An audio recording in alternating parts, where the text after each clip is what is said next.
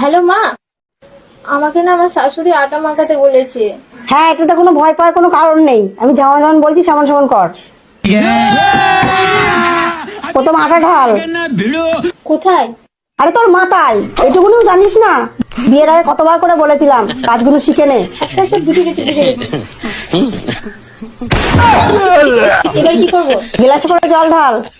কোথায়? रुको जरा ওই আটায়। सबर करो।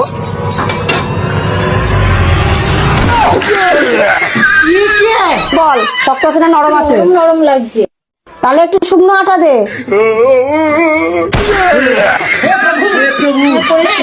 দিয়ে এবার কেমন হয়েছে আমাকে বল। একটু শক্ত শক্ত লাগছে। এবার হাতে করে একটু জল দে। ভালো করে মাখিয়ে আমাকে ফটো তুলে পাঠা। No, no, no.